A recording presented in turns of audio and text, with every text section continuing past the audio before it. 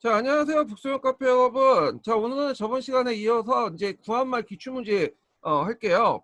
예전에 이제 얘기한 것처럼 그 구한말 다 끝나고 이제 기출문제 하고 그다음에 일제시대 다 끝나고 기출문제 시작하고 이런 식으로 이제 진행을 할 거거든요. 자, 그래서 여러분들 그 2편 기출문제 그 집이 있어요. 그래서 그걸 이제 펴보시고 3편 읽는 분들은 이제 3편을 같이 보시면 될 것 같아요. 자, 그러면 이제 2편 이제 그 볼게요. 자, 거기 이제 구한말 내용이 있죠. 구한말. 예. 자, 여기 보면 이제 1번 문제 볼게요.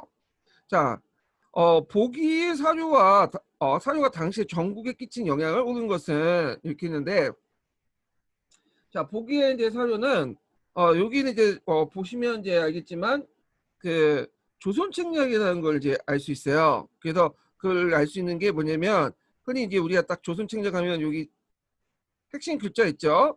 친중국, 결본, 연미국. 그래서 중국과 친하고 일본과 결속하며 미국과 연합한다. 이런 내용이 있어. 자, 그러면 이제 조선책략 관련돼서 이제 조선책의 역량을 이제 세 가지 측면에서 볼 수 있다고 했죠. 하나는 이제 여기 말하는 척사운동이 확대시켰다. 그래서 척사운동이라는 것은 뭐에서 뭘로 이제 확대됐냐? 자, 이거는 그 개야 반대 운동 이제죠. 3단계.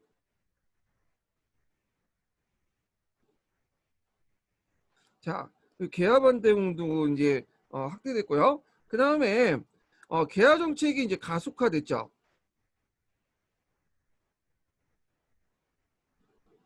그 다음에 미국과 수교를 했다. 자, 그래서 이제 4번 이렇게 나올 수가 있어요. 좀 보시면 되고요. 자, 그다음 2번을 볼게요. 자, 보기와 관련된 인물 및 내용에 대한 설명으로 받은 것은 이렇게 있거든요. 자, 그러면 이제 2번 내용을 보면 여기 이제 첫 번째 내용은 뭐냐면 아까 이제 언급한 그 항주시인의 조선책략이죠. 예, 이거는 뭐 그렇게 이제 어려운 건 없고요. 두 번째 한 거는 뭐냐면 자, 양이 침범 비전 직하 주화 매국. 그러니까 이제 그 양이가 쳐들어오는데도 그 당시 하친을 주장하는 것은 매국하는 짓이다. 흥성대원군의 그 척합이죠. 그 다음에 이제 천자라는 것은 어디에서 무리중자.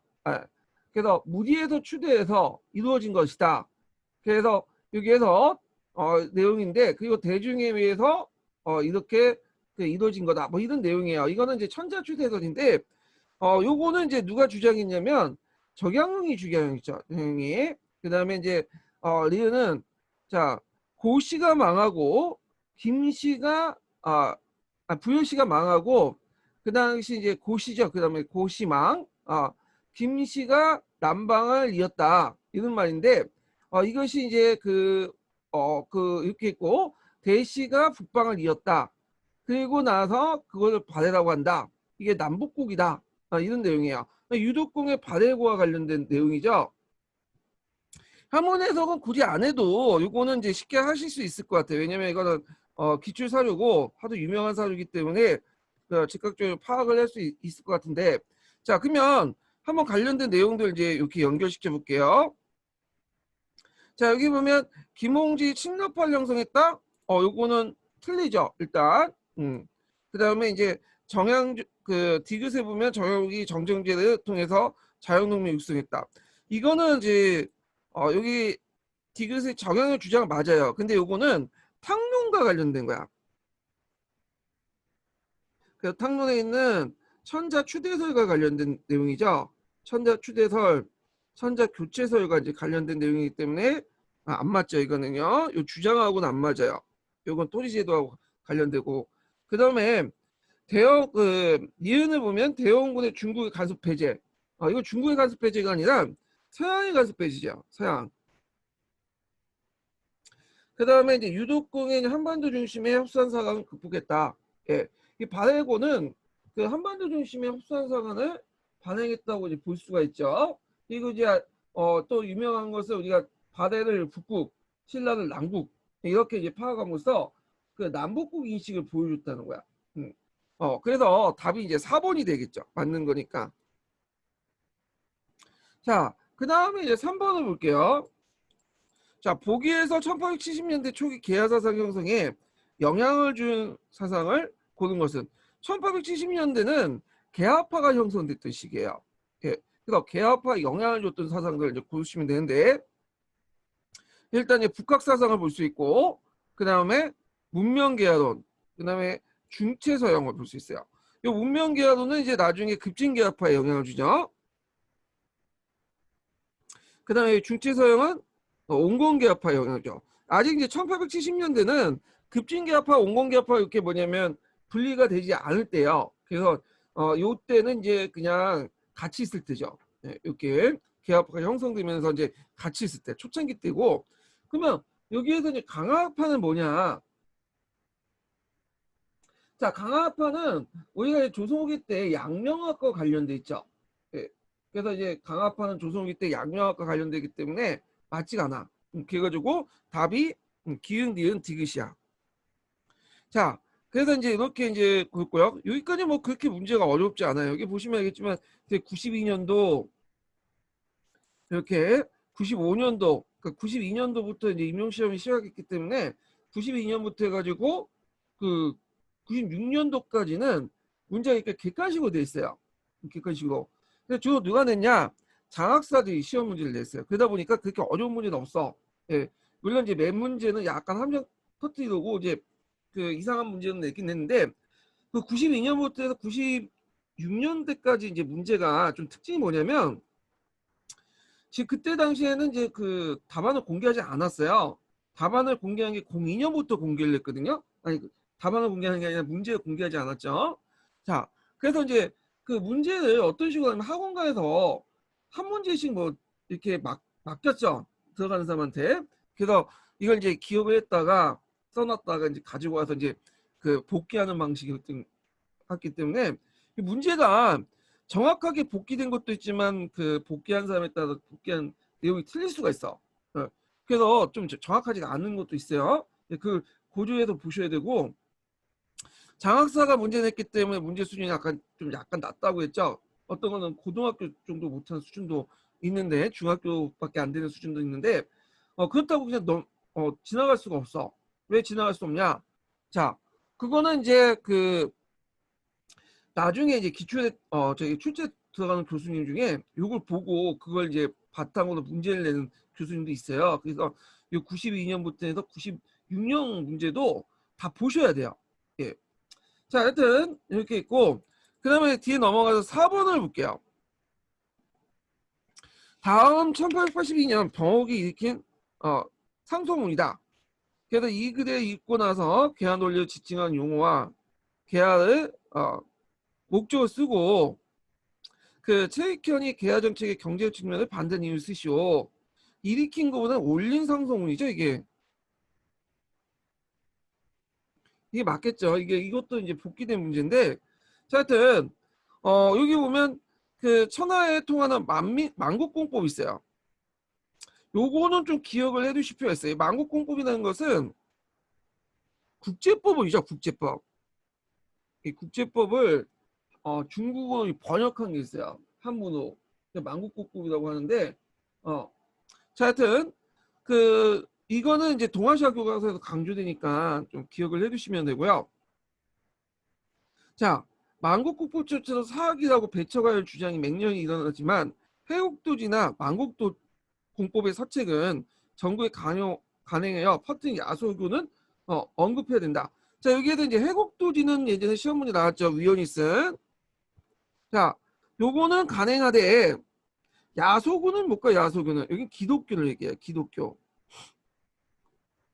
자, 급밖의 기용의 이점과 은홍, 의학과 농업의 오묘함과 인도에 해치지 않는 민산의 유익함으로 이들 학습 채용에 해야 됩니다. 자, 여기에서 이제 볼 수 있듯이 우리가 이제 야소교 같은 그 성리학적 가치관에 위배되는 그런 종교는 받아들이지 말고 서양에 뛰어난 뭘 받아들이자는 거예요. 기술이라든지 이런 거는 받아들이자. 이런 내용들이에요. 그러면 이거는 이제 뭐와 관련된 거냐? 온건계합하죠. 번호에 올린 그 고정에 올린 상소문은 온공개합파야. 네. 그래서 무슨 입장에서 나온 거냐 하면 이거는 동도서기적 입장에서 나온 거죠. 근데 이제 대부분 이제 구한말 때는 정권의 교체에 따라 약간 다르긴 했지만 기조는 대부분 동도서기예요. 문물 교준하는지 뭐 그 서양의 문물 받아들일 때도 이 동도서기적 입장에서 받아들였거든요. 그래서 개화의 논리를 지칭하는 용어는 동도서기다. 자, 그리고 이제 개화의 목적을 쓰시오 이렇게 했는데 개화의 목적은 이제 그 19세기 후반 개화 사상이 형성되고 서양의 무역 침략이 접하면서 중체 서양에 입각해서 서양의 과학기술, 의학, 농업, 그다음에 군사기술 수행해서 조선을 근대화시키고 외세 침략을 효율적으로 대처하기 위해서 이렇게 쓰시면 되는데 이건 중체 서양은 중국식 표현이니까 동도서기 쓰는 게 훨씬 더 뭐냐면 정확하겠죠. 자, 뭐 이렇게 이제 쓰시면 되고 그 다음에 이제 여기에서 요때 이제 최익현이 개화 정책에 대해서 경제적 측면에서 반대 이유를 쓰시오. 이 최익현은 이제 개항 이후에 개항 반대 운동을 주도했던 인물이죠. 2단계 위전척사 운동. 그때 이제 반대했는데 반대한 이유를 무슨 측면에서 쓰라고 했어요?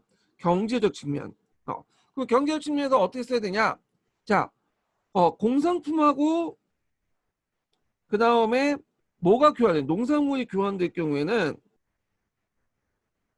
이렇게 교환을 할 경우에는 공산품과 농산물이 교환될 경우에는 이게 1대1 교환이 안 되죠. 네. 공산품은 무한한 소노 생산되기 때문에 농산물은 땅에서 생산되기 때문에 유한한 것이다 라고 최익현 상소문에 나와 있죠. 그러다 보니까 부등가 교환이 돼요. 결국에는 우리가 틀릴 건 다 틀리고 이렇게 무한한 공산품과 유한한 농산물이 교환되면서 부등가 교환되면서 나라 경제 파탄이 날 것이다 이렇게 주장을 해요. 자, 이런 주장은 최익현이 먼저 주장한 건 아니에요. 그 전에 개항 전에 이항로나 이런 사람들이 기정비나 이런 사람들이 주장을 했던 논리거든요. 그리고 최익현도 이쪽 노론 쪽에 있는 그 계열이기 때문에 여기 이어받은 거야. 자, 하여튼 반대한 이유를 그렇게 쓰시면 되고 최익현의 상소문은 되게 유명하죠. 그래서 최익현의 오불가손이라는 상소문이 있어요. 이 상소문을 꼭 찾아서 공부를 해두세요. 자, 그 다음에 이제 5번을 볼게요.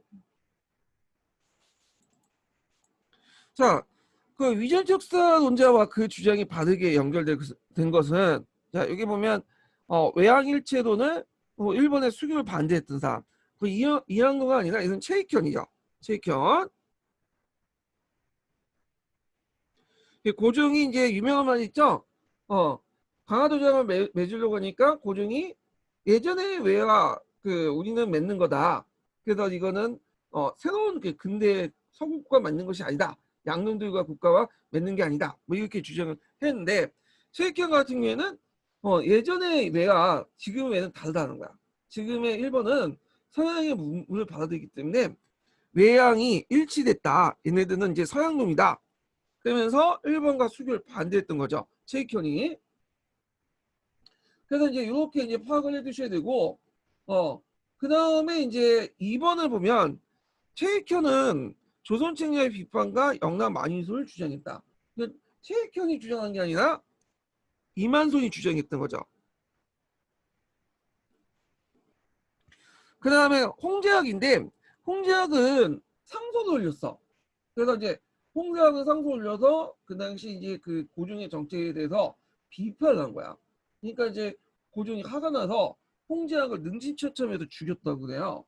자, 그래서 이제 이 시기 때 이제 3단계죠. 이 시기 때 위전척사 운동, 개화반대 운동, 정부와 대립 구도가 이제 대립각이 형성됐는데, 자, 홍제학이 그때 이제 주장했던 내용이 있어요. 상소문이 있는데, 통일기무왕의 혁파와 오이지의 부활 이런 것들을 좀 기억을 해두세요. 이 상소문이 아마 뿌셈사주에도 있을 거예요. 찾아서 꼭 보시고요.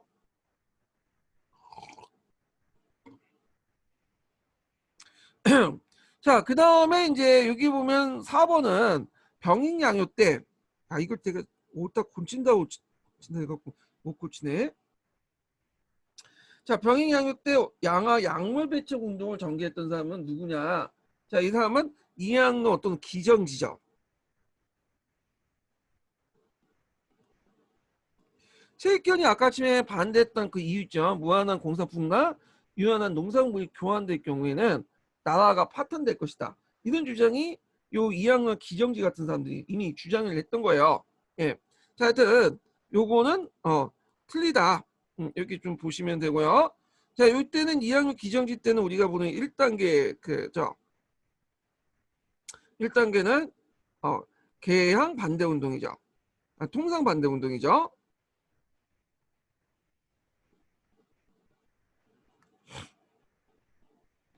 자, 그 다음에 이제 그 구한말 정치하니 외세 침략 대응을 좀 볼게요.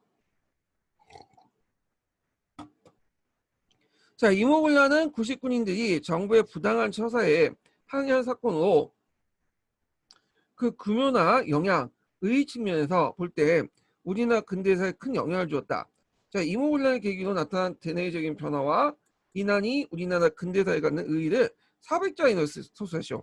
이렇게 뭐 논술형 문제는 요즘에 이제 나오진 않지만 일단은 문제 파악을 좀 보기 위해서는 왜냐면 이게 상당히 주관적이죠. 대내적인 어떤 배경 이렇게 쓰라고 하니까 주관적인데 요걸 이제 그 쓰면 대내적 변화는 민시의 피난, 그다음에 대원군의 일시 집권, 뭐 대원군 납치, 민비의 재집권 이런 걸 쭉 쓰시면 될 것 같고, 자, 그다음에 대외적 변화 같은 경우에는 청군을 주도하고 청군의 주둔, 일본군의 주둔, 뭐 청의 경계 침투 이런 내용들을 쓰시면 될 것 같아요. 뭐 일종의 이제 뭐 가정, 그 결과 이런 걸 쓰셔야 되겠대요. 왜냐면 변화란 자체가 좀 약간 예민하죠. 최근에 이런 식으로 문제 나오면 요거도 먹는데 하여튼 그때 당시에는 이렇게 논술식으로 나왔기 때문에 그렇게 나왔어요. 예. 그 흐름에서 이제 쓰시면 돼요. 제가 키워드만 불려드리는 거야. 자, 그 다음에 이난이 우리나라 근대사에 갖는 의의를 400자인을 서술하시오. 너무 이제 뭐냐면 방대하죠. 예. 그래서 이제 되게 국내 정책 개혁의 필요성을 느끼게 하고 외세와의 투쟁 필요성을 일깨우고 새로운 격변시를 여는 뭐 발화점이 되었다. 이렇게 쓰시면 돼요. 이게 이제 제가 불러준 키워드, 그러니까 3편 기출문제 분석 있는 그 내용들은 제가 이제 생각하는 게 아니라 예전에 황금박지라는 분이 계셨어요. 그 황금박지라는 분이 지금 2000 거의 3년도까지 활동을 하셨던 분인데 그분이 사이트에 이제 뭐냐면 황금박지 기출문제들 분석을 계속 올렸어. 제가 지금 기출문제 분석을 계속 올리잖아요. 그 역할을 그 전에는 황금박지라는 분이 하셨는데 그분이 이제 어디에서 채점 기준을 빼와가지고 알려주셨어요. 그래갖고 그걸 가지고 이제 황금박지판을 가지고 이렇게 제가 이제 예상답안 만들고 그 문제 분석을 제가 했지만 하여튼 그런 식으로 이제 그 써놨거든요. 그럼 아마 맞을 것 같아요. 이게 그 기출 나눈데 채점 근거를 가지고 얘기를 하셨기 때문에 자, 하여튼 이모군란이 나왔다. 이모군란에서 이런 것들을 물어봤다라는데 의미가 있는 거죠. 여기서는. 자, 그래서 자세한 내용은 이제 밑에 제가 기출문제 분석편에 적어놨으니까 좀 보시고요. 거기 댓글 보면 기출문제 분석편하고 이 편하고 연결시켜서 보셔야 되는데 이걸 연결시켜서 보지 못하신 분들 있다고요. 여기 이 편은 기출 문제집만 있는 거야. 예. 그리고 여기 이제 여기 적어놓은 거 있죠. 여기는 표시는 3편이에요. 3편은 기출 분석편이 있는 거예요. 그래서 2편하고 3편하고 연결되어 있거든요. 왜냐면 여기다가 이제 답 밑에다 적어놓으면 여러분 풀지 않을 거예요. 답만 볼 거 아니에요. 그 의미가 없어갖고 2편하고 3편을 분리시켜놨어. 자, 그래서 이제 보실 때 같이 보시는 게 좋을 것 같고 3편 본편에는 제가 황금박쥐 원판을 적어놨으니까 그걸 이제 파악을 해주시고요. 자, 그 다음에 2번을 보죠. 2번.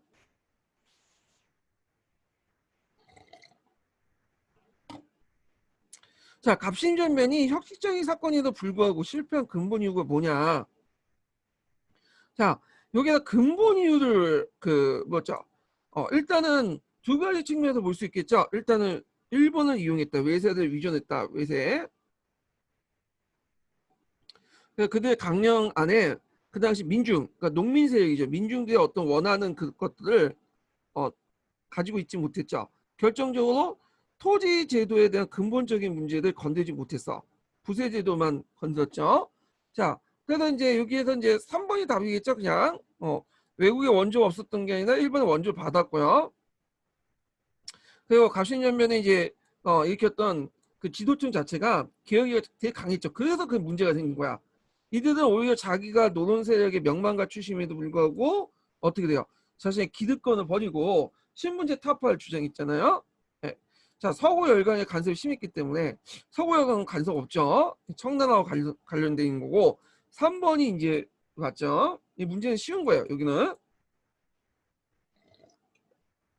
자, 3번 문제 볼게요.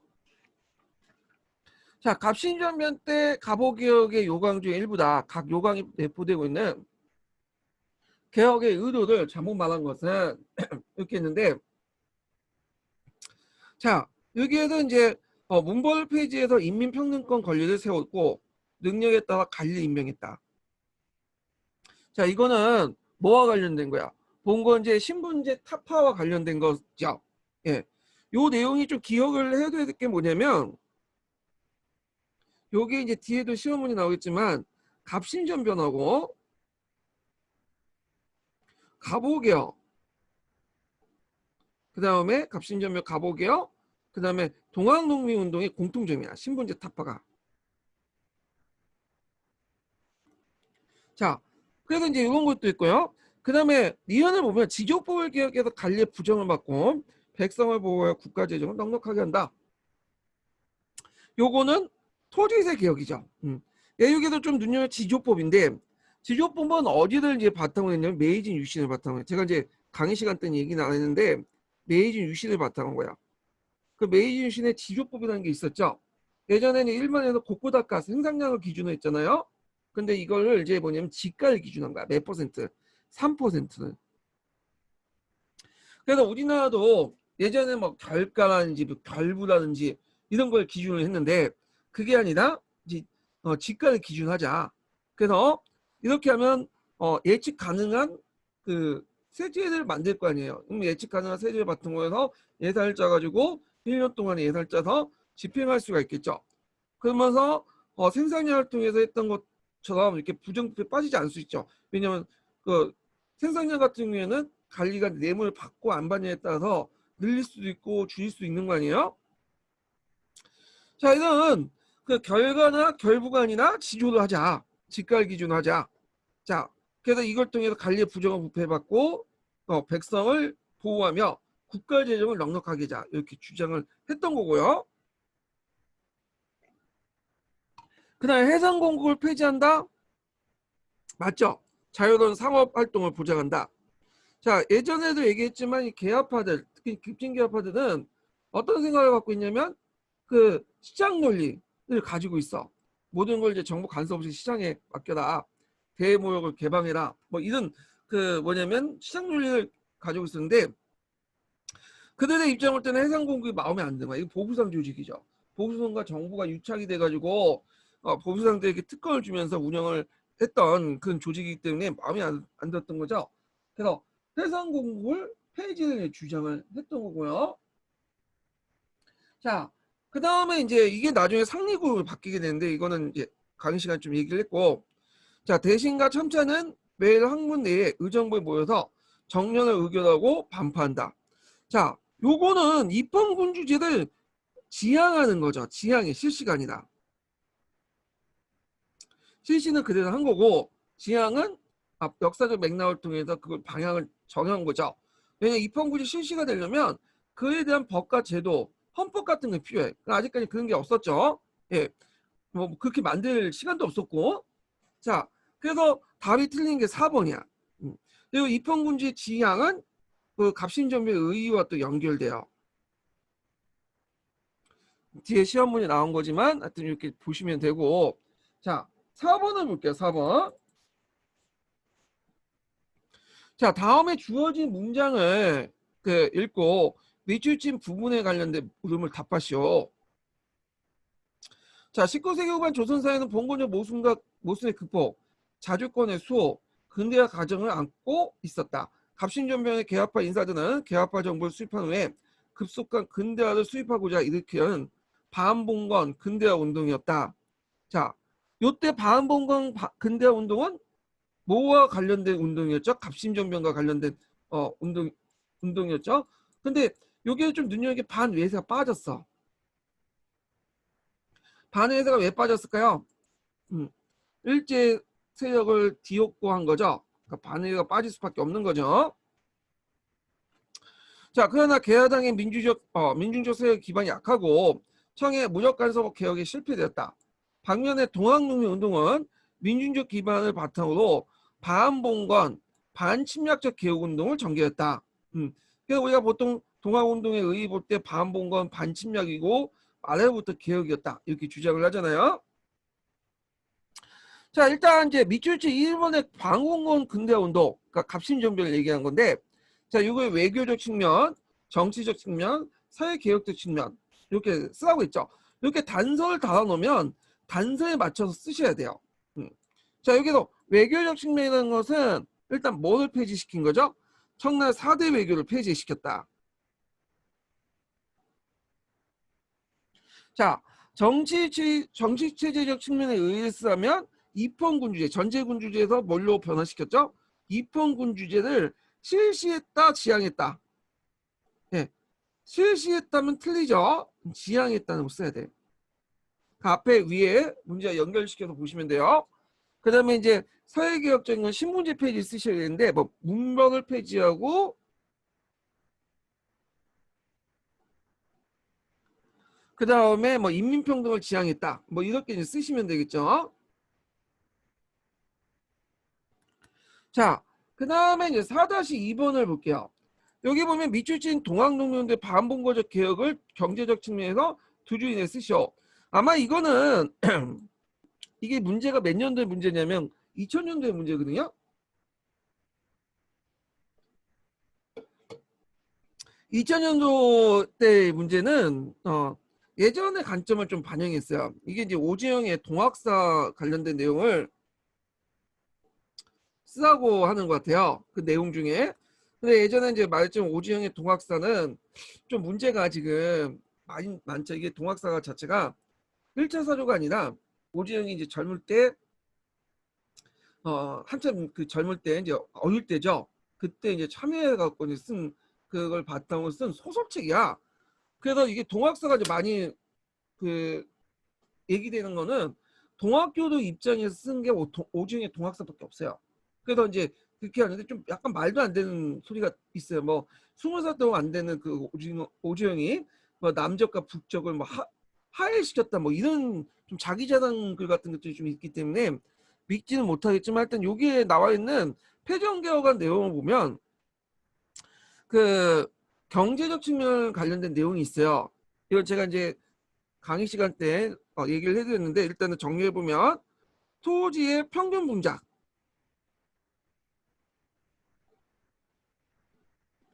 이때 평균 분작이라는 것은 소유권 측면도 있고 경영권 측면도 있다고 했죠. 토지의 경영권. 근데 토지를 나눠갖자는 것보다는 경영권 주장이 맞을 거예요. 왜냐하면 다른 사료하고 비교해 볼 때 이게 있고요. 그 다음에 공사채 무효. 그래서 이제 뭐 고리대 국가에서 빌리거나 개인적으로 빌린 게 너무 고리되니까 이걸 무효화시키자. 그 다음에 무명의 잡세를 폐지시키자.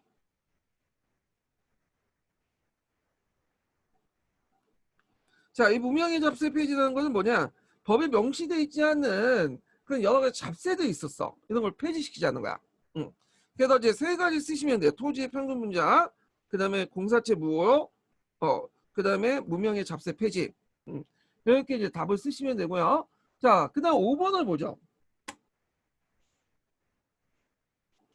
자, 여기 보면 이제 여기 5번부터는 갑오 을미개혁에 관련된 내용들이에요. 이게 은근히 좀 많이 나왔어요. 그래서 이게 여러분 공부하실 때 갑오 을미개혁 1차 갑오 2차 개혁 그 을미개혁 관련된 내용들 그걸 정리해서 암기해 두셔야 돼. 그래서 이제 기출 분석할 때 이게 기출이 되게 기본이거든요. 최근에 이제 기출을 안 하고 이제 그 기출 좀 안 나오는 추세긴 한데 일단 기출에 놓쳐버리면 합격권에서 멀어지는 거야. 그래서 이상한 논문들 볼 시간에 기출을 하나 더 보는 게 훨씬 더 가성비가 높아요. 예, 점수를 획득하는데. 자, 일단은 볼게요. 자, 갑오 을미개혁에 대한 설명 오는 것은 뭔데? 훈련대를 창설하고 사관 양송소를 양성소를 설치해 국방을 강화시켰다. 요거는 좀 안 맞는 것 같죠? 왜냐면 갑오개혁은 전반적으로 군사개혁이 미비했어. 있긴 있었지만 왜냐면 일본 정부가 갑오개혁 당시에 그 조선의 군사력을 원치 않았어요. 당연하죠. 그리고 그 조선 정부도 뭐 징병제 실시한다고 막 떠벌댔지만 실시 못했죠. 왜냐면 재적이 별로 안 좋기 때문에. 다만 형식적인 그 군대 편제만 있었어요. 그때 이제 훈련대와 시위대는 각각 2개 대대에 설치하는데 그쳤고요. 2차 가복 때 이제 가복개혁 때 박영호가 훈련대를 확충시키고 사관 양송소를 설립하려고 했어. 시도는 했지만 박영호가 이제 일본에 이게 찍혀가지고 민비 정권 때도 찍혔죠. 그것 때문에 실각으로 실패하고 나갔고 그래서 사관학교는 성립 시도만 했지 뭐냐면 실제로 성립하지 못했다는 거죠. 자, 그래서 일단은 설치도 틀렸고요. 시도가 됐고 국방을 강화했다는 거는 이제 약간 말이 안 되죠. 형식적인 것밖에 안 됐으니까. 자, 그리고 2번을 볼게요. 자, 일본의 강요에서 착수되었으며 전혀 근대적 개혁이 아니다. 항상 그 교육학 시간에 얘기했지만 전혀 아무것도 이런 말이 되면 대부분 틀려. 하여튼 뭐 이거 주관식은 이제 요즘에 나오니까 이거는 볼 필요 없겠지만 이건 틀리죠. 왜냐면 이제 내재 그 갑오 을미개혁을 보는 시각 중에 그 일본의 주둔 명분을 마련하기 위해서 우리나라 강요한 것도 있지만 그 우리 나름대로 자율성도 있었죠. 제한된 자율성. 그 우리나라의 의지와 목표를 가지고 한 것도 있어요. 그렇기 때문에 이건 틀리고요. 자, 3번을 보면 재정은 탁지부에서 간장하고 은본이 합해제도를 채택했다. 맞죠? 예. 요거는 탁지부는 예전에 탁지 아문이었다가 2차 개혁 때 탁지부로 바뀌죠. 자, 은본이 합해제도는 이거는 다 이제 뭐예요? 1차 가복과 관련된 내용이야. 자, 그 다음에 그 4번을 보면 개국 연호를 사용하고 신분의 구별 없이 인지를 등했으며 지방 간의 권한이 대폭 강화했다. 요건 맞는 얘기도 있고 틀린 얘기도 있어요. 어떤 게 맞고 뭐가 틀릴까요?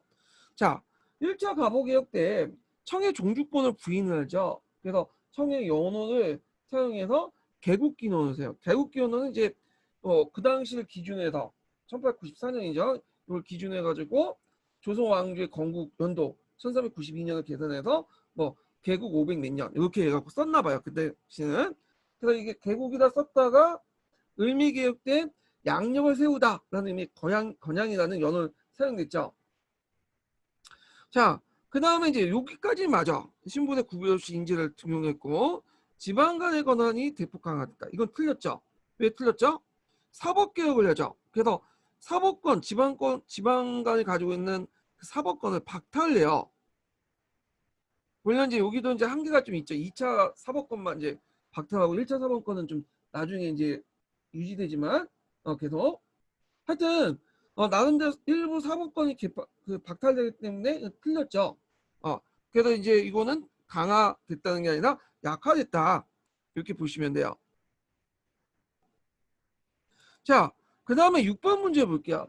자, 이거는 갑오개혁, 을미개혁을 어떻게 바라볼 것이냐 이건데 되게 갑오개혁을 바라보는 관점과 그러니까 갑오 을미개혁을 바라보는 관점이 그 2가지 관점이 있어요. 갑오 을미개혁을 바라보는 관점이 하나가 자율성, 정확히 말하면 제한된 자율성이죠. 그다음 타율성인데, 자, 제한된 자율성이라는 건 우리의 필요에 따라서 했다. 그래서 뭐 시작사상, 19세기 밀란, 갑신전변, 동학혁명과 연결된 한국사의 내재적 발전 과정이 갑오개혁에 일정 정도 반영됐다. 물론 일본의 간섭은 인정하겠지만 타율성론 입장 볼 때는 뭐냐? 이거는 일본이 주둔 명분을 마련하기 위해서 일본에 강요해서 한 거다. 뭐 이렇게 주장한 거야. 그러면 각각의 논거가 있을 거 아니에요? 그러면 여기에서 이제 물어보는 거는 자율성을 주장하는 논거야. 자, 일단은 보면 흥성대원군의 실권자에서 개혁을 주도했다. 네. 흥성대원군은 1차 가보개혁 때 군국 기무처의 장이었죠. 근데 이 사람은 얼굴마담이었어요. 그래서 뭐 개혁을 주도했다고 보기는 좀 힘들어. 네, 틀렸고. 자, 그 다음에 가보의 성과가 종합적으로 볼 때 성공적이었다. 아니죠. 전반적으로 이게 너무 그 당시에 되게 급진적이기 때문에 제대로 실천된 게 별로 없었어요. 그래서 뭐 성공적이었다고 보기도 어렵고 이게 이제 자율성과 또 연결한 근거도 아니에요. 그 다음에 3번을 보면 개혁실무위원들의 개합화 인사로 구성되었다. 예, 맞죠. 주로 이거는 이제 1차 갑오개혁을 이제 한정돼서 좀 얘기한 것 같은데, 개합화 인사들 특히 1차 갑오개혁은 온공개합화죠. 2차 갑오개혁은 급진개혁이지만 1차 갑오개혁은 온공개합화돼요. 그래서 요거는 이제 1차 갑오개혁 때 온공개합화를 주도를 했고, 그리고 그때 당시에는 일본이 전쟁하기 바빴고 국내적 여론을 감안해서 뭐 본격적으로 개입은 하지 않았어요. 본격적으로 개입한 거는 이제 청일전쟁 거의 끝날 무렵이 2차 갑오개혁 때부터 한 거죠. 자, 그래서 답이 3번이 되겠죠. 3번이. 자, 그 다음에 4번을 보면 개혁 추진기 때 일본과 청이 전쟁 중이어서 간섭할 수 없었다. 요게 있는데 이거는 이제 잠깐만요. 이렇게 이제 이게 있는데 이게 뭐냐면 요거는 개헌 추진기에 일본과 청이 전쟁 중에 간섭할 수 없었다. 요거는 좀 약간 사실관계가 안 맞기 때문에 틀린 걸로 이제 했는데 제2차 갑오개혁 때죠. 자, 요 제2차 갑오개혁 때는 1차까지는 간섭을 별로 없었죠. 근데 2차 갑오개혁 때는 간섭을 했어. 그래서 일본이 전쟁에 승기를 잡을 무렵에 간섭을 했죠. 그래서 이게 답이 이제 3번과 4번 중에 하나인데 저는 이제 3번을 선택했던 게 뭐냐면 요게 좀 예민하거든요. 개혁 추진기라는 말 자체가 좀 예민하고 여기에다 만약에 1차 갑오개혁 때라고 좀 한정됐으면 이게 답이 맞을 수가 있어요. 답이. 근데 개혁 추진기 있다는 건 전반적인 갑오개혁 전반 1, 2차 갑오개혁 전반을 얘기하기 때문에 저는 이게 답이 틀리다고 생각해서 이제 4번을 적었는데 일단은 답을 공개하지 않았으니까 3번은 제가 이제 해석이고 4번도 뭐 그 사람들 이제 낼 때 문제를 낼 때 그 의도 냈다면 맞을 수 있어요. 그렇지만 일단 답은 하나니까 제가 3번을 했고 여기까지 파악을 해주시고요. 자, 그 다음에 이제 7번 문제를 볼게요. 7번. 자, 7번 문제 보면 갑오개혁에 대한 설명을 얻은 것은 자, 1차 갑오개혁은 2, 3차 개혁에 비해서 일본의 간섭이 심했다. 이거는 뭐냐면 심한 건 아니죠. 네. 1차 가면 2차, 3차 개혁이 심한 게 아니라 간섭이 약했죠. 자, 그 다음에 1차 개혁 때는 홍보 14주의 발표로 개혁의 방향이 제시되었다. 요거는 1차 가보개혁은요. 홍보 14주는 여러분 알다시피 몇 차 때요? 2차 가보개혁 때죠.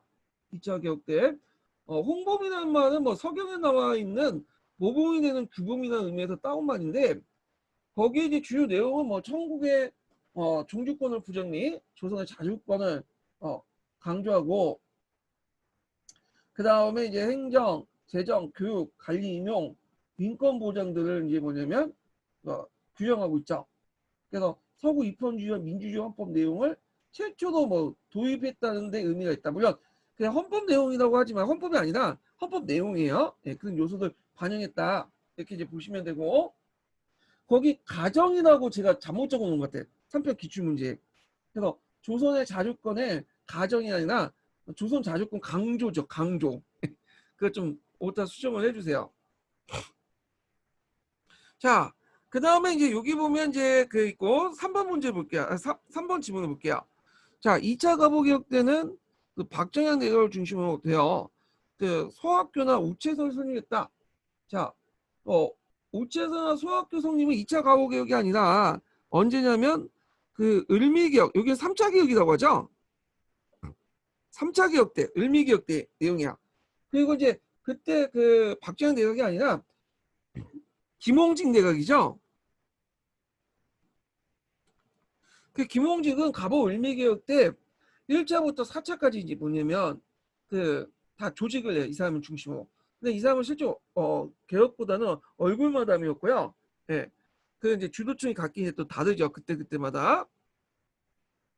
자, 하여튼 을미개혁 때 그걸 이제 김홍직 내각 제4차 김홍직 내각이 주도됐고, 그때 이제 소학교나 뭐 우체사는 갑신전면 때 그때 만들려다가 그때 이제 우정국 개국 시대 쿠데타가 일어나서 중단됐다가 요때 을미개혁 때 다시 만들어진 거예요. 그래서 을미개혁과 관련된 내용이 뒤에 이제 문제 나왔죠. 또 기출에.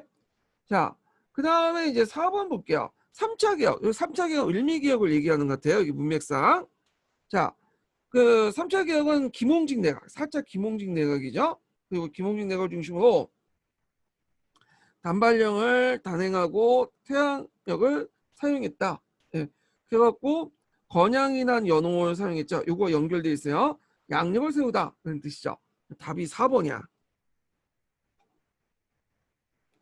그래서 을미개혁 관련된 내용 꼭 기억을 해두시고 8번을 볼게요. 보기 개혁안에 나타난 공통점은 자 갑신전면 14기조 내용 요강, 그 다음에 동학농민군의 패전개혁 12기조, 홍복 14조. 공통점이 뭘까요? 예, 요거는 관리 임용제도 개선이 공통점이죠.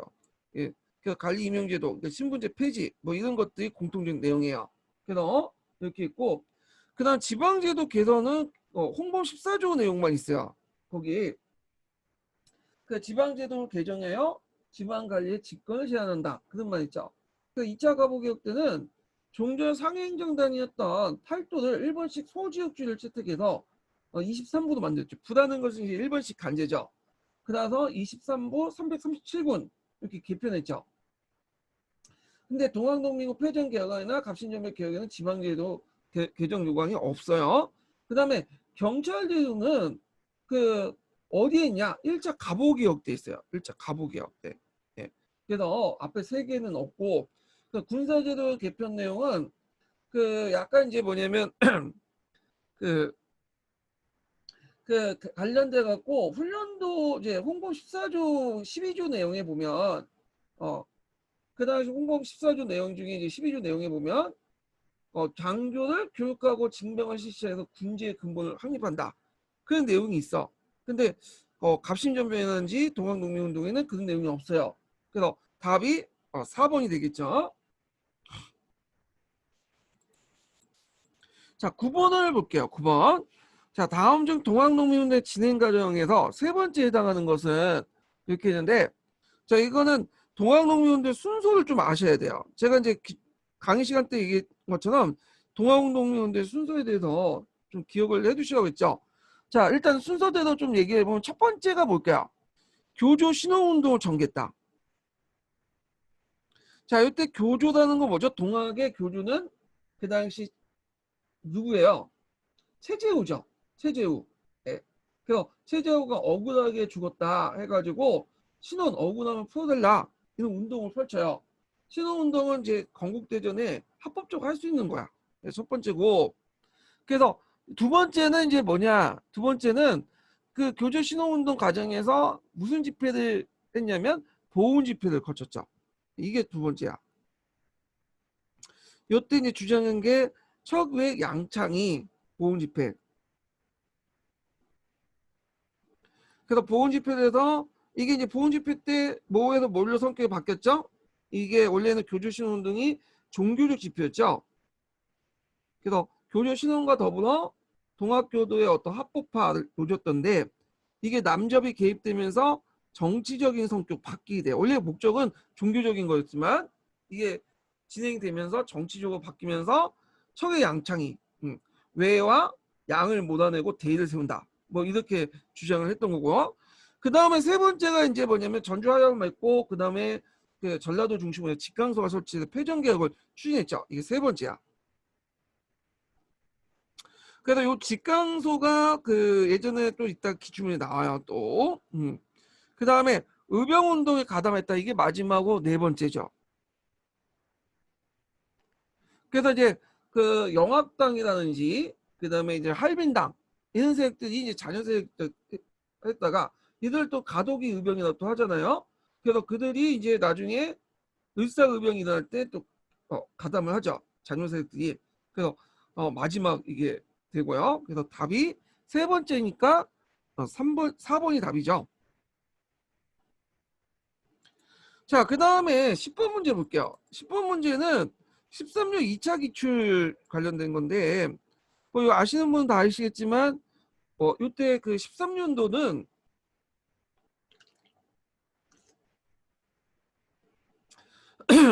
09년부터 해서 13년도까지는 주로 어떤 시기였냐? 문제가 객관식 기출 문제였어요. 이때는 또 다시 주관식 했다가 객관식 돌아왔다가 그때 좀 2차 시험도 있었죠. 네. 그래서 2차 때는 1차 합격한 사람을 대상으로 2차 시험을 본 거야. 그래서 이때 나왔던 문제인데 이때는 이제 서술형 문제였어요. 자, 그러면 이제 문제 풀어볼게요. 10번 가가 제정된 계기와 목적 및 한계를 쓰고 기획이 주조 유통된 사항을 기술하시오. 그리고 나와 관련돼서 강무정권의 화폐제도 개혁에 대해서 설명하고 니은의 계기와 내용 및 결과에 대해서 서술하시오.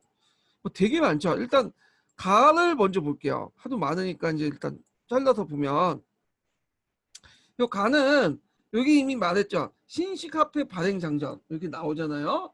자, 요거는 언제 때 했던 거야? 1차 가보기업 때 신식화폐 발행장전인데, 자 일단은 이 신식화폐 발행장전은 그 당시 언제 그 개결됐던 거야? 그때 이제 1차 가보기업 때 그 당시 했던 거죠. 당시 일본은 음본위 제도를 실시하고 있었기 때문에 조선의 어떤 그 조선도 음본위 제도를 실시하자. 그래서 이렇게 이제 해갖고 음본위를 바탕으로 이제 했던 거고요. 그 목적 자체가. 그리고 이때 이제 이 내용들 꼭 기억을 해주시면 되고, 한계는 뭐냐면 여기는 음본위 제도 실시는 은하를 많이 발행을 해야 되잖아요. 근데 여기 보면 은하 대신에 여기 보조화폐들이 있어요. 백동화, 뭐 적동화, 항동화 이런 것도 있는데 은하는 은이 없어서 발행을 잘 못하고 백동화를 주로 했어. 보조화폐인. 그러다 보니까 이게 니켈로 만든 건데 나 니켈의 함량이 떨어져. 백동화 많이 발행하다 보니까. 그래서 백동화 인플레이션이 일어났죠. 그리고 여기서 이제 보시면 신시화폐가 대량으로 주요할 때까지 잠시 외국 화폐도 홍용한다. 이게 예외 조항이야. 근데 이때 외국 화폐는 주로 뭐겠어요? 1번 엔화죠. 그래서 엔화가 개항장에서 벗어나서 전국을 사용할 수 있는 계기를 마련했어. 이런 것들 쓰시면 될 것 같아요. 한계였어. 자, 그 다음에 이제 이렇게 있고, 두 번째가 이제 뭐냐면, 여기 보면 기획된 오늘의 백화. 자, 여기 오늘의 백화는 이제 뭘 얘기하냐? 아까, 백동화를 얘기하죠. 그래서 그 당시 백화와 관련된 백동화가 그 당시 많이 주조됐다. 주조된 이유가 정부가 이제 재정을 마련하기 위해서 백동화를 너무 많이 찍어냈고, 정부 자체에서. 그리고 일본 상인도 이걸 이제 그 화폐 찍어내는 기계를 가져가서 찍어냈어요. 그 당시 화폐 만들기 힘들었으니까. 그래서 이제 이 함량이 떨어졌고 많이 가치가 떨어졌다는 거죠. 위조화폐까지 많다 보니까. 자, 그 다음에 나와 관련돼서 강구정권 화폐제도 개혁에 대한 설명을 하고 이은의 계기로 내용과 결과를 서술하시오. 이거 너무 광범위해. 화폐제도 개혁 관련된 내용을. 예. 그래갖고 요때 나라는 사료는 이제 뭐냐면 그 당시 여기는 이제 나는 이제 뭐와 관련된 내용이냐면 그 최익현이 이제 최익현인데 그 당시 승전일기 강무 7년에 올렸던 그 내용인데, 요거는 그 당시 나사로는 그 1903년에 인플레이션이 익힌 악화를 폐지하던 상소문이에요. 그래서 요때 있는데 요거 이제 아까쯤에 얘기하는 백도화 인플레이션 관련된 내용인데, 요때 관련돼서 강무 정권의 개혁과 관련된 내용이니까, 강무 정권 때는 이제 그 당시에 이제 강무 정권도 1898년에 근본위 제도를 채택을 하려고 했죠. 그래서 이걸 바탕으로 해서 이제 1902년에 화폐 조례와 그 다음에 1903년에 중앙은행 조례, 태양금권 조례 이런 것들을 통해서 그 제도를 정비를 했어요. 근데 이게 근본위 제도가 제대로 실시하지 못했죠. 왜냐하면 금이 일부러 다 유출되기 때문에 그 당시 금 보유량이 부족했죠. 금태환 제도가 실시되지 못하고, 그래서 이제 결국에는 제대로 실시하지 못하다가 언제 실시한 거야? 일본에 의해서 메가드 화폐 개혁을 통해서 실시한 거죠. 그래서 중앙은행 조례나 태양극권 조례, 화폐 조례 등등을 통해서 근본위 제도를 실시를 하려고 노력했다. 이런 내용을 쓰시면 될 것 같아요. 그래서 이제 요 내용들 좀 같이 기억을 해두시면 되고요. 그 다음에 이제 다는 이제 니정과 개혁된 계인데 요때 자 니은의 계기와 내용과 결과를 쓰시오 이렇게 있어요. 자 이건 최익현의 8도 3인의 고함이라는 것이죠. 그래서 요건 최익현은 이제 요때는 을사의명 때 최익현이 이제 공표했던 건데 요거는 각자 이제 내용을 각자 읽어보시고 여기 이정이라는 게 있어요. 이정이라는 것은 잘못된 것을 개선한다라는 뜻이야. 잘못된 것을 본처로 바로잡는다는데 요거는 뭘 의미하냐? 메가다의 화폐 개혁이에요.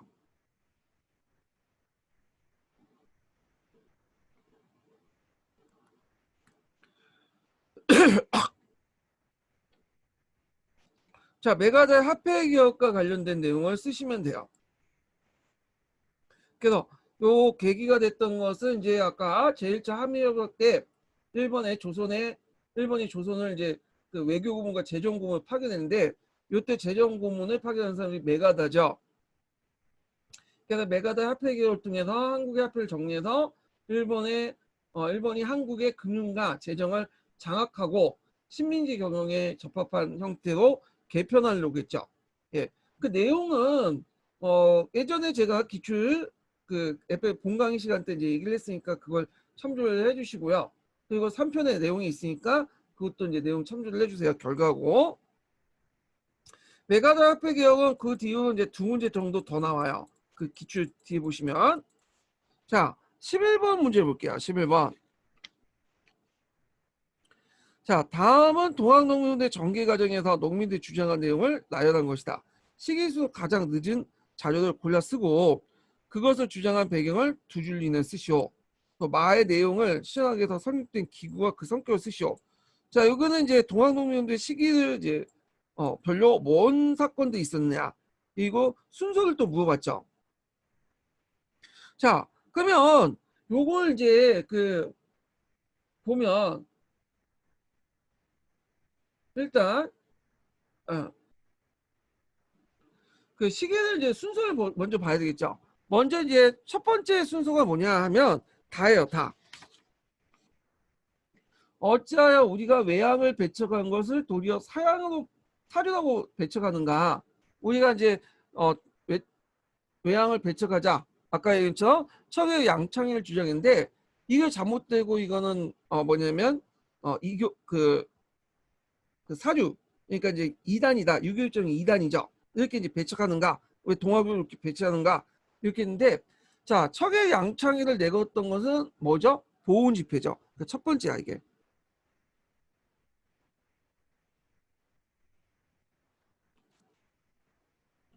자, 그 다음에 두 번째로는 뭐가 있냐면요. 나죠. 군대를 몰고 서울로 들어가 건세가와 귀족을 멀어하리라. 요거는 어디에 있는 거죠? 고부 밀란 때 그 당시 이제 그 이후에 이제 신인군수 박원명이 문화체로 잠시 수고했었는데 안핵사로 왔던 이용태가 밀란 관련자들 역적죄로 모여 탄압을 하니까 그 당시 뭐냐면 내거었던 거죠. 그래갖고 여기 이제 그 백상봉기를 일으켰죠. 그때 그 농민군 4대 강령에 있는 내용이에요. 예. 그리고 이제 또 어디서 나오냐면 사발통문에도 나와요. 사발통문의 내용도. 그래서 이게 두 번째죠. 자, 그 다음에 이제 세 번째는 어디겠어요? 세 번째는 가죠. 군역 한국 전세 3정은 통편에 의해서 중행할 것. 자, 이거는 이제 뭐와 관련된 내용이냐면 이 내용은 이제 그 동학 농민들이 전주성을 이제 함락하니까 그 정부 그 소식을 들은 정부가 청에 원병을 요청했죠. 일본도 자국민보다는 제목부주하고 구실로 군대를 파견하니까 그 당시 일본 농민군과 정부군이 외세의 침략을 막기 전주하려고 맺었어요. 그래서 요 내용은 전주 하약과 관련된 내용이에요. 자, 그 다음에 이제 여기 보면 이제 이렇게 있고, 그 다음에 네 번째가 이제 뭐냐면 동학도인들과 정부 사이에 오랜 끊어온 허무가 싣고 모든 행정을 협력할 것. 요 내용은 어디와 관련된 걸까요? 패전개혁안의 내용과 관련된 거죠. 1조에 있는 내용이죠.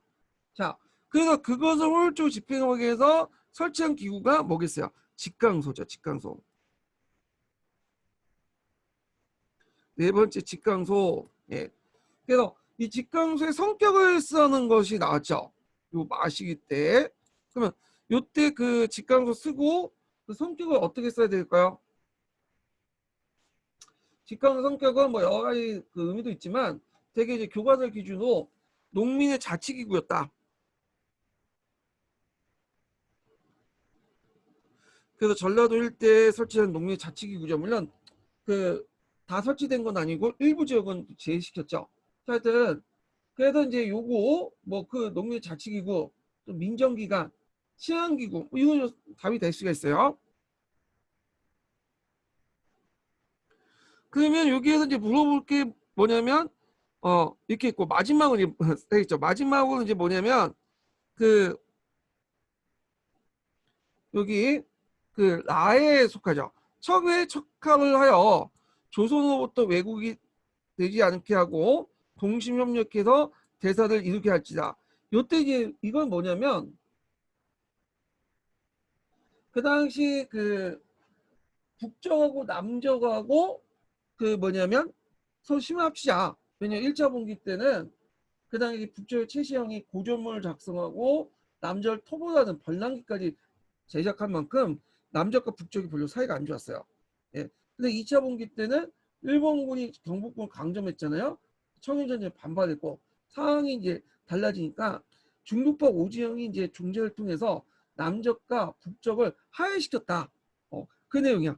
그래서 이게 좀 약간 맞진 않은데 자 이렇게 이 내용이 있어야 하여튼 일단 그래서 마지막에 나예요. 나. 이게 다섯 번째죠. 그래서 가장 늦은 자료니까 라저라. 그 다음에 여기에서 이제 그것을 주장하게 된 배경을 둘이 쓰라고 했으니까 그 당시 그 일본이 병력을 동원해서 경복궁을 점령하고 청일전쟁에 반발해서 이 당시 일본이 이제 거의 이제 조선을 장악할 테니까 이렇게 이제 쓰시면 되겠죠. 그래서 2차 공격은 반외세적인 성격을 가지고 있다. 이렇게 쓰시면 돼요.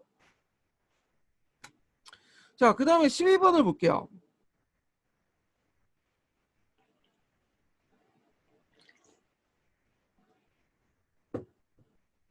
자, 동학농민군이 가와 마의 요구를 한 배경으로 적절하지 않은 것은 이렇게 있는데 요거는 이제 대한 개념사라는 책에 이제 기록되어 있는 거야. 요 내용들은 주로 어떤 책 그 기록을 근거로 했냐면 앞에서 이제 언급한 동학사는 동학교도의 입장에서 쓴 거죠.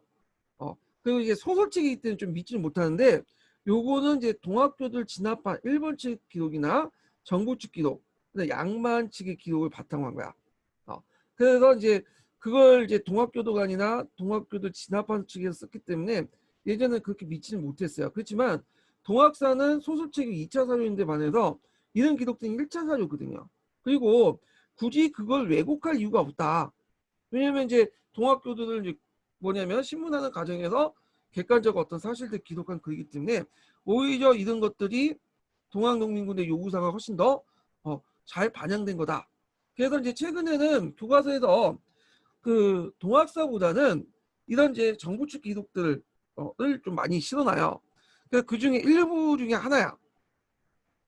그 내용을 보면 자 전운사를 협파할 거 그렇게 있는데 전운사는 이제 제가 강의 시간 때 얘기한 것처럼 어떤 거냐면 세국 운반을 위해서 그 당시 기선 경비를 따로 걷었죠. 그래갖고 문제가 생겼어. 원래 기선은 정부가 운영을 해야 되지만 실제로 누가 운영했냐면 그 당시 경강상인이 운영을 했거든요. 그래서 경강산들이 기선을 구입을 해가지고 이걸 정부의 공무를 아웃소싱을 받아서 운영을 했던 건데 당연히 기선 경비는 자기들이 이제 마련해야 되는데 그 경강상인이 정부와 유착을 하다 보니까 정부가 대신 전운사를 파견해서 특히 전라도 지역이 그 잘 살잖아요. 그 당시에 뜯어내기 시작한 거야. 그래서 그에 대한 반발이 많아서 전운사를 확파하자 그런 내용이 있었고요. 자, 그냥 군전사를 확파한다. 이것도 맞죠? 수년간 면세를 약속하고 개간을 한 뒤 전답을 가세를 하였다. 원래 군전사라는 것은 항무지를 개간을 하기 위해서 이제 정부가 파견된 그 관리들이에요. 조선시대부터 계속 파견됐었어. 근데 그 당시에는 전라도 일대에 파견돼 갖고 전라도에 있는 항무지를 개간시켜 갖고 농민들 동원을 했거든요. 그때 이제 너네들 하면 너네들 땅을 만들어주고 수령한 면세 혜택을 주겠다. 그 약속을 해놓고는 개간을 해놓더니 이제 그 약속은 잊어먹고 뭐냐면 그 토지를 어디로 군방전에 편입을 시켜버렸지. 그리고 나서 세금을 왕창 때린 거야. 그러다 보니까 이제 군전사파가 그 당시 주요 뭐냐면 요구 사항이었고요. 그 다음에 이제 그 호역전을 1년에 2냥씩 내릴 것. 그래서 이제 이 호역전이라는 건 뭐냐? 그 대원군이 집정기 때 뭐 실시한 게 뭐죠? 군역제도서 호포제가 있죠. 호포제인데 호포제는 1년에 몇 필 내는 거예요. 1년에 그 뭐냐면 1필 내는데 그 호포제는 이제 호를 기준으로 낸 거잖아요. 호를. 그래서 이제 호포제로 가잖아. 그래서 양반도 호포제를 뭐냐면 내게 했어요. 근데 이 호포제는 대원군이 물러나고 뒤에도 계속 실실했어요. 이 호포제만은. 다른 거는 폐지됐는데 그때 이제 1필을 내는 것보다는 그것을 시중가로 계산을 해가지고 법정 이제 시가죠. 법정 시가로 돈을 내게 대납을 할 수 있도록 했어요. 그래서 1필을 보통 법정 그 기준으로 따져서 2냥씩 내게 했어. 자, 그래서 이걸 이제 뭐냐 호포에서 이제 호역전이 된 거죠. 이게 호역전 이렇게 이제 된 거예요. 그래갖고 이제 있는데 자 그래서 이제 이게 법정에 있는데 실제적으로는 이 호역전을 낼 때 어떤 문제점이냐면 원래는 1필에 2냥씩 이렇게 법정으로 이렇게 교환 비율을 정해놨는데 실제로는 그게 잘 안 지켜졌다는 거야. 네. 그래서 그걸 한산하는 과정에서 이제 관리들이 이걸 이제 1필을 물가가 올랐으니까 3냥씩 걷거나 4냥씩 걷거나 이렇게 문제가 많아. 그러니까 원래 규칙대로 하자 그 내용이야. 네. 그래서 맞고요. 그 다음에 결전을 남진을 금할 거 이렇게 있거든요. 자 여기 보면 지가를 과도하게 책정하여 그에 따라 지세를 부과했다. 요거는 이제 하려면 결전이 무엇인가를 좀 봐야 돼. 결전이 무엇인가를. 자, 결전은 뭐냐면 그 당시 결전은 그 지가와 관련이 없죠. 토지세와 관련이 없어요. 토지세와 관련이 없고 뭐와 관련되냐면 군역하고 관련돼 있어요. 군역. 군역이 그때 영조 때 뭘 실시했죠? 예, 군역법을 실시했잖아요. 그래서 1년에 2필을 1필로 감했잖아요. 예, 그건 기억이 나시죠? 자, 기억나니까 당연하게 알아야 되고. 근데 그거는 이제 1년에 2필을 1필로 감하다 보니까 부족한 세원이 있잖아. 그래서 그 부족한 세원을 메꾸기 위해서 이런 거 여러 가지 또 이제 보조 장치를 뒀죠. 그래서 여러분들 이제 알다시피 선무공관포를 걷거나 그 다음에 또 이제 뭐냐면 결전이라는 결작이라는 이름으로 지주에도 부과를 했죠. 예, 이런 등등 했는데 이 결작을 거둘 때 두 가지 방식으로 거뒀어요. 어떤 식으로 거뒀냐면 쌀을 걷는 것은 쌀로 걷는 거는 결미라고 했고요. 그 다음에 또 동전을 걷는 걸 결전이라고 했어. 원래 이제 결작은 지주들이 걷는 거야. 지주들이 내는 건데 문제는 시간이 지나니까 이 결작을 누가 내게 됐냐면 소작농들의 정가를 해요. 그래서 실제 일반 농민들이 결전을 내. 근데 이제 결정을 내는 과정에서 문제가 생긴 게 뭐냐면 원래 그 세금을 걷어야 할 그 양보다 돈보다 더 많이 걷는 거야. 그래서 이것을 이제 결정의 남징이라고 하거든요. 예. 그래서 원래대로 한산한대로 걷자. 규칙대로 걷자. 이걸 주장을 하게 돼요. 그러니까 이제 이 결정은 토지세가 아니라 토지에 바탕으로 했지만 이거는 군역과 관련된 거야. 군역. 자, 그래서 이제 이렇게 있고 그러면 4번의 내용을 볼게요. 지가를 과도하게 책정하여 그에다 지세를 부과했다. 아니죠. 이 지가가 아니라 지가를 바탕으로 하는 토지조사 사업을 바탕으로 할 때 지가를 걷는 거고 결가죠.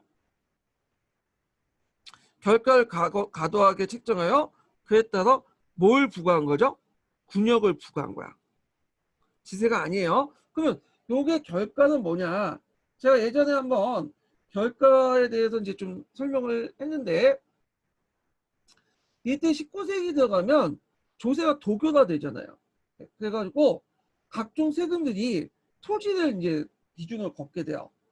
그래서 이제 호와 인정을 기준했던 그 예전의 세금들도 징세 기준이 토지로 바뀌죠. 대표적인 게 상수미세, 대동세, 근데 결작, 이런 것을 뭐라고 하냐면 정결세라고 해요. 아예 법으로 그 뭐냐면 토지도 징수하는 정결세가 그중하고 결작도 아까 이제 군역과 관련된 거지만 실제로 이제 토지를 바탕으로 했던 거고요. 자, 그리고 이제 또 거기다가 18세기 때 총액제를 실시하죠. 그러니까 이제 그때 또 항고, 군역 이런 부족분을 토지에 또 부과돼. 항곡이나 군역의 부족분을 토지에 또 부과를 해요. 자, 그런 등등 해가지고 그 당시 19세기 들어가면 모든 상당수의 그 세금이 토지에 부과하는 방식으로 넘어가요. 그래서 이제 그때 나왔던 게 결가라는 용어예요. 그 결가라는 것은 1년당 세금으로 내야 할 뭐냐면 총 액수를 얘기해요. 이 결가가. 네. 그래서 이제 이런 것을 기준했는데 문제는 결가는 토지에 부과되기 때문에 누가 내야 돼? 지주가 내야 되겠죠. 근데 실질적으로는 소작인이나 이런 사람들이 낸단 말이에요. 예. 그래서 이제 문제가 생겼죠. 그래서 그때 이제 그 온갖 세금들을 거기다 다 결가라 이거 징수하다 보니까 결가를 환산하는 과정에 토지의 생산량을 동전으로 환산하는 과정에서 과다하게 이제 항산되는 경우도 있었고 그 중에 하나가 뭐냐면 결전도 그 중에 하나였다. 군역이 들어가 있으니까.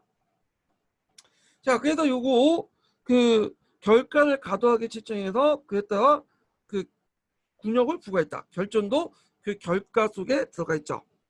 1교당 징수할 수 있는 총 징수액을 얘기하죠.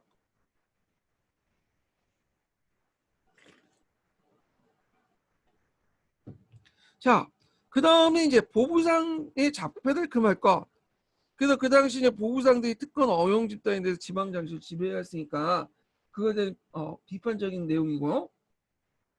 그래서 이제 답이 4번이 돼요. 4번. 참고로 그 당시 보부상에 대한 인식이 별로 안 좋았어요. 왜냐하면 이제 그 보부상들이 이제 특권적인 상행위를 또 했고 외국 자본의 어떤 매판 역할, 거주지 무역할 때 그런 역할을 했기 때문에 그 소상인들과 농민들의 원성의 대상이 또 되기도 했어요. 이 보부상 자체가. 자, 그 다음에 이제 뒤에 넘어가서 13번 문제 볼게요. 자, 대한제국이 추진한 개혁의 방향은 구본 시점에서 일컫는다. 이때 구의 뜻은 쓰시오. 이때 구본이라는 건 옛것을 바탕으로 새로운 걸 첨지한다. 갑오개혁, 갑신점이 너무 급진적이들 망했다. 그래서 우리는 구본 시점을 바탕으로 해야 되겠다. 이렇게 이제 했던 건데, 자, 여기에서 구에 해당한 건 옛것을 바탕으로 한 거죠. 옛것을 바탕으로 한 거 볼까요? 정통적 내용 질서를 의미하죠. 예. 그래서 이 구본 시점도 동도서기하고 좀 약간 비슷한 개념이에요. 동서서 비슷한 개념이에요. 예. 그리고 이제 이런 것들 좀 기억을 해주시고 그 다음에 14번 문제 볼게요. 자, 대한제국 시기 때 있었던 사실과 관한 설명 오는 것은 이렇게 있는데, 자, 지방제도를 8도에서 23부 개편된 거, 일본식 체제로 바뀐 것은 언제 때죠? 제2차 가보개혁 때죠.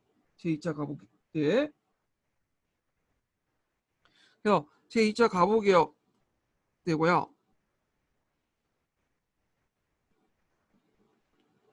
그 다음에 너일 간의 배배도 고무도 각서가 있었다.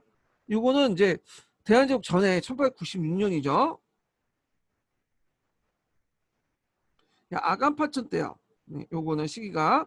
그래서 베베도 고무도 각서는 제가 이제 그 러시아 일본 간의 세력 균형 시기 때 여러 가지 일본과 러시아 간의 어떤 비밀 조약 같은 거 있죠. 그 중에 하나죠. 그래서 이제 있는데 주로 주 내용은 뭐냐면 일본이 고종의 아가팔적과 칠러 내각을 인정하고요.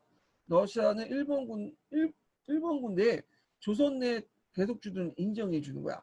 그래서 러시아도 동시에 일본과 동시에 군대 주둔권을 일본부터 인정받게 돼요. 네. 자, 그래서 이제 요 내용들 기억을 해두시면 될 것 같고요. 자, 그 다음에 입헌군주를 지향한 대한국제를 제정했다. 그래서 이제 여기 보면 맞는 것 같은데 틀렸어. 왜냐면 이게 틀렸죠. 입헌군주제가 아니라 전제군주제죠. 대한제국 시대에 행했던 강무개혁 때는 강력한 한건을 바탕으로 해서 황제권을 바탕으로 해서 개혁을 추진하려고 했죠. 그러다 보니까 전제군주제를 지향을 하게 되고 그때 그 옆에 있던 사람들 개혁파들은 우리가 생각하는 온건개혁파나 급진개혁파가 아니라 그 근황파라는 그 세력들이었어요. 이들이 이제 교과서에서는 잘 안 나오는데 좀 약간 추진 세력들이 좀 달라요.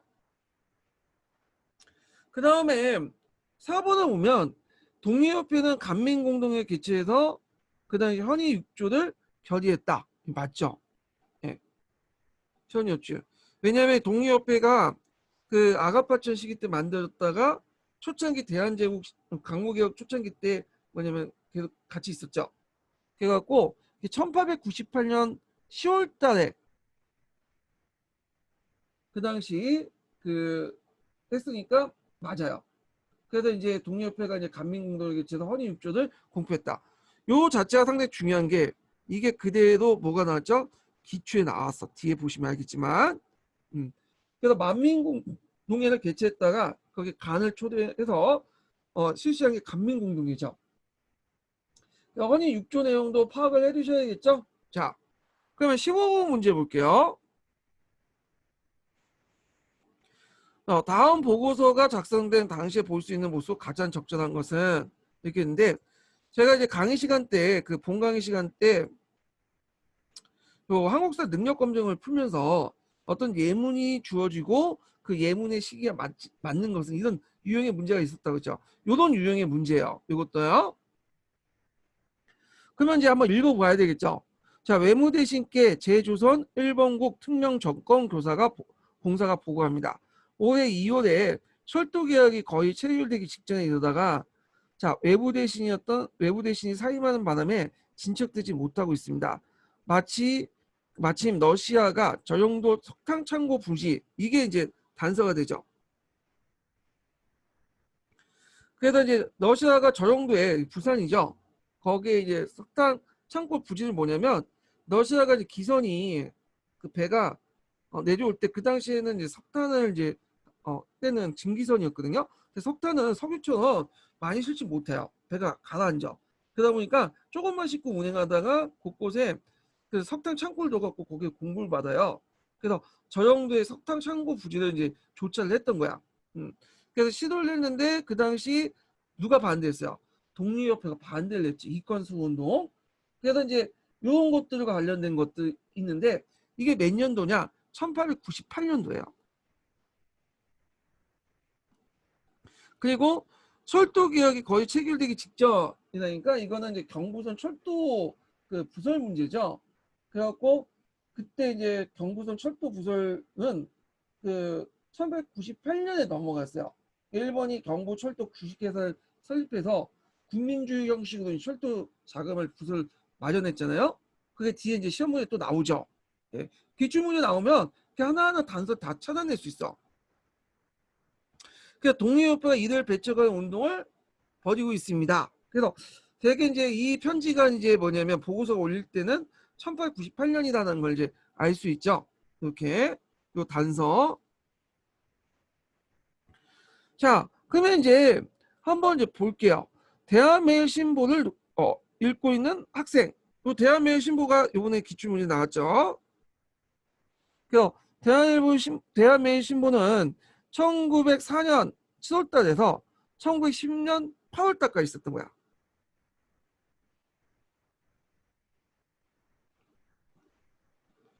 근현대사를 공부할 때는 연도도 외워야 되겠지만 개월수도 기억을 해둬야 돼.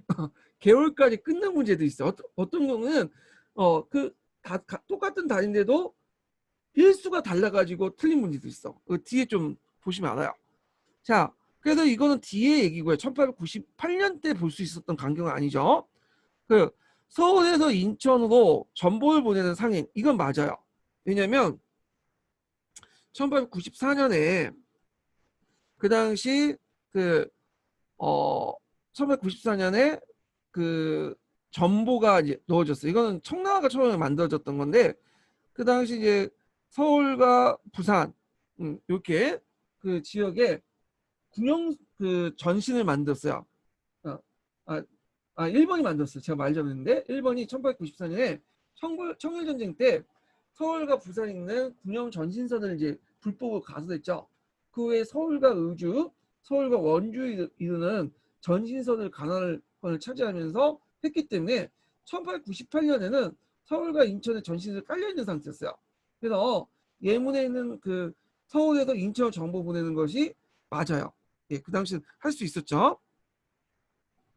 그 다음 3번을 보면 국문연구소에서 국어 문법을 대한 연구하는 학자. 자, 이거는 국문연구소가 뭔지를 좀 아셔야겠죠. 이 국문연구소는 1907년에 만들어졌어요. 그래서 학부내에서 설치했던 국어연구기관인데 그게 나중에 이 단체 전신의 일제시대 때 그 조선어학회가 이제 만들어졌어요. 어학회 전신하고 보시면 돼요. 그때 주시경이나 지석영, 이능하 이런 사람들이 이제 활동했고요. 그때 이제 뭐 국문의 정리, 국어의 발음과 맞춤법, 그 다음에 국어 이해체계 확립에 크게 공헌을 했죠. 자, 그래서 이 국문연구소가 나왔기 때문에 대한매일 신보처럼 나올 수가 있겠죠. 이 기출에. 그래서 오답도 분석을 같이 하셔야 돼. 기출문제 분석할 때. 그 다음에 국제보상운동을 참여했던 성금을 내는 시민들. 자, 국제보상운동은 몇 년에 내놨어요? 1907년에 내놨죠. 1907년에 그 당시 일본의 차관 제공 때문에 경제 예속화 정책을 저지하기 위해서 시작됐죠. 그래서 1907년에 양기타, 김강재, 서상동 이런 사람들이 국제보상 기성회를 조직하고요. 대구에서 시작해서 전국 확산됐던 운동이었지만 일제통감부가 국제보상운동을 대일운동 간주와 탄압을 하고 모금 책임자였던 양기탁을 국제보상금에 횡령했다는 혐의를 씌워서 재판을 회부했어요. 물론 나중에 증거 불충분 무죄 판결을 받았지만 그만큼 국제보상운동이 축소되었잖아요. 자, 하여튼 시기가 맞지가 않아. 그 다음에 살림법을 규정하여 임야 소득 신고서를 작성한 농민. 살림법은 1908년에 만들어졌어. 통감부 시기 때 만들어졌던 거죠. 그래서 임야의 이제 재실림, 그러니까 황시 소유 살림이나 국유짐, 공유짐 이렇게 사유들 이렇게 구분했어. 임야들. 그래갖고 그 임야 소유권의 확정은 신고주의 원칙을 통해서 했어요. 그러니까 증빙서를 가져야지 신고해야지만 소유권 확정하는 방법인데 이게 이제 살림법이 일제시대 때 만들어진 뭐에 영향을 주냐면 살림령에 영향을 줘요. 일제시대 때 살림령 있었죠. 살림법이 통감부 시대지만 이게 뭐 1907년이지만 실제 1908년이지만 실제 일본이 통치했던 시기니까 그것이 나중에 살림령에 영향을 준다. 이렇게 이제 보시면 돼요. 그래서 요거는 그 시기와 지금 보고서 시기와 뒤에 있는 내용이죠. 그래서 답이 2번이 되는 거예요. 그래서 이 문제 풀려면 정확한 연도를 인지하고 있어야지만 풀 수 있는 부분이에요. 예. 자, 그래가지고 있고요. 그다음 뒤에 넘어가서 16번 문제인데 이 16번 문제는 좀 쉬웠다 할게요. 예, 요거는요.